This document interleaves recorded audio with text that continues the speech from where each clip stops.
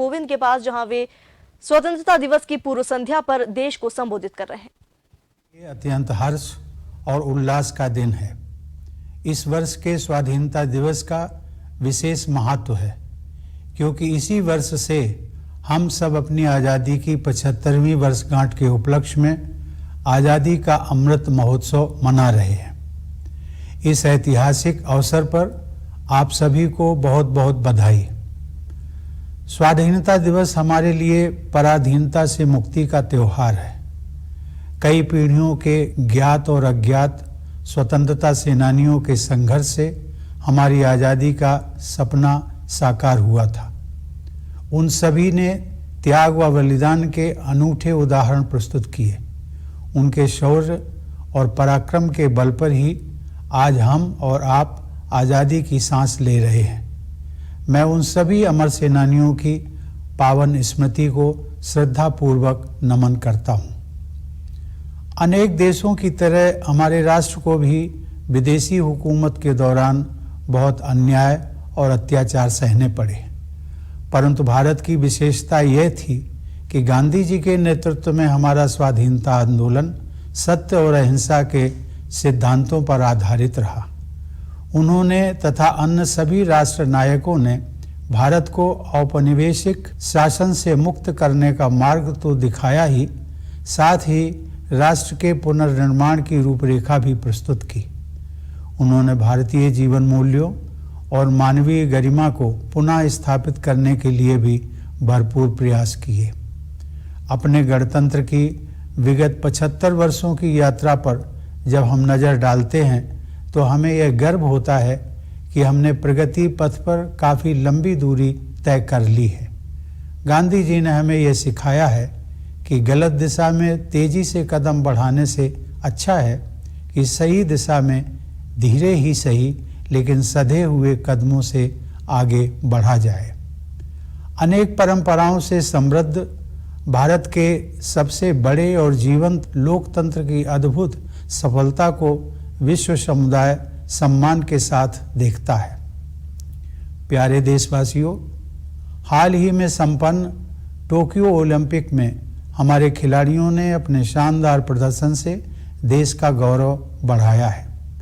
भारत ने ओलंपिक खेलों में अपनी भागीदारी के 121 वर्षों में सबसे अधिक मेडल जीतने का इतिहास रचा है।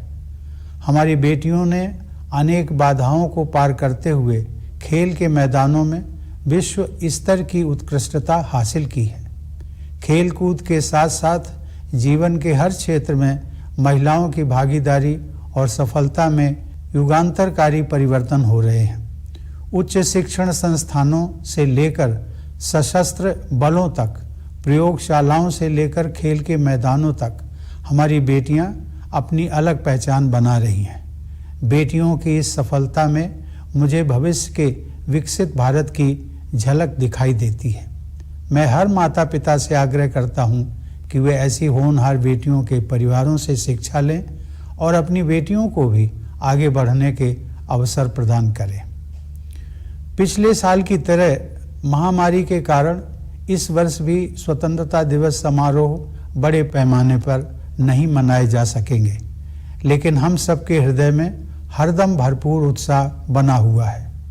हालांकि महामारी की तीव्रता में कमी आई है, लेकिन कोरोना वायरस का प्रभाव अभी समाप्त नहीं हुआ है। इस वर्ष आई महामारी की दूसरी लहर के विनाशकारी प्रभाव से हम अभी तक उबर नहीं पाए हैं।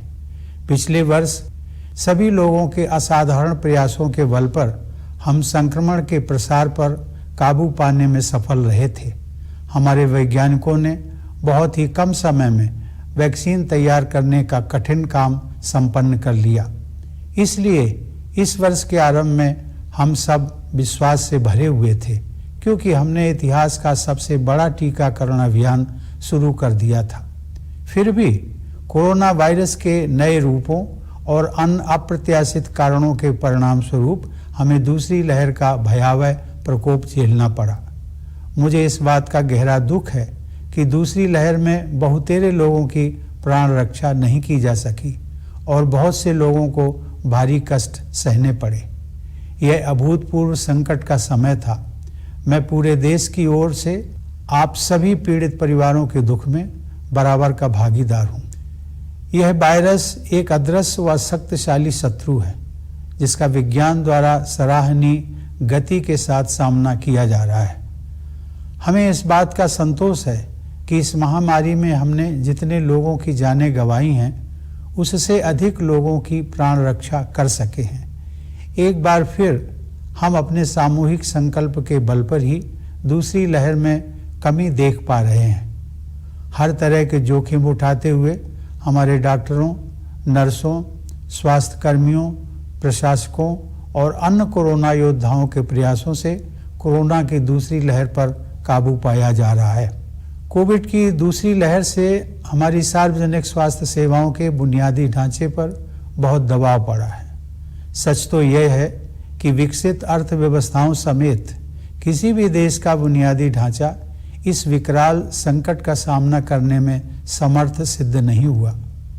हमने स्वास्थ्य व्यवस्था को मजबूत बनाने के लिए युद्ध स्तर पर प्रयास किए। देश के नेतृत्व ने इस चुनौती का डटकर सामना किया। केंद्र सरकार के प्रयासों के साथ साथ राज्य सरकारों, निजी क्षेत्र की स्वास्थ्य सुविधाओं, गैर सरकारी संगठनों तथा अन्य समूहों ने सक्रिय योगदान किया। इस असाधारण अभियान में कई देशों ने उदारता से अनिवार्य वस्तुएं उसी तरह साझा की जैसे भारत ने बहुत से देशों को दवाइयां, उपकरण और वैक्सीन उपलब्ध कराई थी। इस सहायता के लिए मैं विश्व समुदाय का आभार प्रकट करता हूं। इन सभी प्रयासों के परिणाम स्वरूप काफी हद तक सामान्य स्थिति बहाल हो गई है और अब हमारे अधिकांश देशवासी राहत की सांस ले रहे हैं। अब तक के अनुभव से यही सीख मिली है कि अभी हम सबको लगातार सावधानी बरतने की जरूरत है। इस समय वैक्सीन हम सबके लिए विज्ञान द्वारा सुलभ कराया गया सर्वोत्तम सुरक्षा कवच है। हमारे देश में चल रहे विश्व के सबसे बड़े टीकाकरण अभियान के तहत अब तक 50 करोड़ से अधिक देशवासियों को वैक्सीन लग चुकी है। मैं सभी देशवासियों से आग्रह करता हूं कि वे प्रोटोकॉल के अनुरूप जल्दी से जल्दी वैक्सीन लगवा लें और दूसरों को भी प्रेरित करें। मेरे प्यारे देशवासियों, इस महामारी का प्रभाव अर्थव्यवस्था के लिए उतना ही विनाशकारी है जितना लोगों के स्वास्थ्य के लिए। सरकार गरीब और निम्न मध्यम वर्ग के लोगों के साथ साथ छोटे और मध्यम उद्योगों की समस्याओं के विषय में भी चिंतित रही है। सरकार उन मजदूरों और उद्यमियों की जरूरतों के प्रति भी संवेदनशील रही है जिन्हें लॉकडाउन और आवागमन पर प्रतिबंधों के कारण कठिनाइयों का सामना करना पड़ा है। उनकी जरूरतों को समझते हुए सरकार ने पिछले वर्ष उन्हें राहत प्रदान करने के लिए बहुत से कदम उठाए थे। इस वर्ष भी सरकार ने मई और जून में करीब 80 करोड़ लोगों को अनाज उपलब्ध कराया। अब यह सहायता दीपावली तक के लिए बढ़ा दी गई है। इसके अलावा कोविड से प्रभावित कुछ उद्यमों को प्रोत्साहन देने के लिए सरकार ने हाल ही में 6,28,000 करोड़ रुपए के प्रोत्साहन पैकेज की घोषणा की है। यह तथ्य विशेष रूप से संतोषजनक है कि चिकित्सा सुविधाओं के विस्तार के लिए एक वर्ष की अवधि में ही 23,220 करोड़ रुपए खर्च किए जा रहे हैं। मुझे इस बात की खुशी है कि सभी बाधाओं के बावजूद ग्रामीण क्षेत्रों में विशेष रूप से कृषि के क्षेत्र में बढ़ोतरी जारी रही है। हाल ही में कानपुर देहात जिले में स्थित अपने पैतृक गांव परौख की यात्रा के दौरान मुझे यह देखकर बहुत खुशी हुई कि ग्रामीण क्षेत्रों में लोगों के जीवन को सुगम बनाने के लिए बेहतर इंफ्रास्ट्रक्चर विकसित किया जा रहा है। शहरी और ग्रामीण क्षेत्रों के बीच की मनोवैज्ञानिक दूरी अब पहले की तुलना में काफ़ी कम हो गई है। मूलतः भारत गांव में ही बसता है, इसलिए उन्हें विकास के पैमानों पर पीछे नहीं रहने दिया जा सकता। इसीलिए प्रधानमंत्री किसान सम्मान निधि सहित हमारे किसान भाई बहनों के लिए विशेष अभियानों पर बल दिया जा रहा है। ये सभी प्रयास आत्मनिर्भर भारत की संकल्पना के अनुरूप हैं। हमारी अर्थव्यवस्था में निहित विकास की क्षमता पर दृढ़ विश्वास के साथ सरकार ने रक्षा, स्वास्थ्य, नागरिक उड्डयन, विद्युत तथा अन्य क्षेत्रों में निवेश को और अधिक सरल बनाया है। सरकार द्वारा पर्यावरण के अनुकूल ऊर्जा के नवीकरणीय स्रोतों, विशेष रूप से सौर ऊर्जा को बढ़ावा देने के नवीन प्रयासों की विश्वव्यापी प्रशंसा हो रही है। जब ईज ऑफ डूइंग बिजनेस की रैंकिंग में सुधार होता है, तब उसका सकारात्मक प्रभाव देशवासियों की ईज ऑफ लिविंग पर भी पड़ता है। इसके अलावा जन कल्याण की योजनाओं पर विशेष जोर दिया जा रहा है।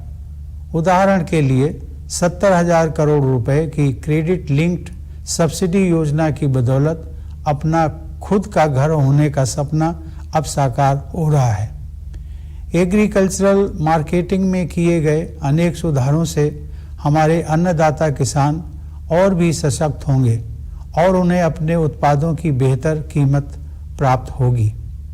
सरकार ने प्रत्येक देशवासी की क्षमता को विकसित करने के लिए अनेक कदम उठाए हैं, जिनमें से कुछ का ही उल्लेख मैंने किया है। प्यारे देशवासियों, अब जम्मू कश्मीर में नव जागरण दिखाई दे रहा है।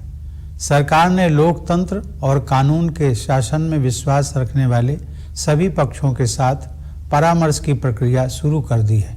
मैं जम्मू कश्मीर के निवासियों, विशेषकर युवाओं से इस अवसर का लाभ उठाने और लोकतांत्रिक संस्थाओं के माध्यम से अपनी आकांक्षाओं को साकार करने के लिए सक्रिय होने का आग्रह करता हूं।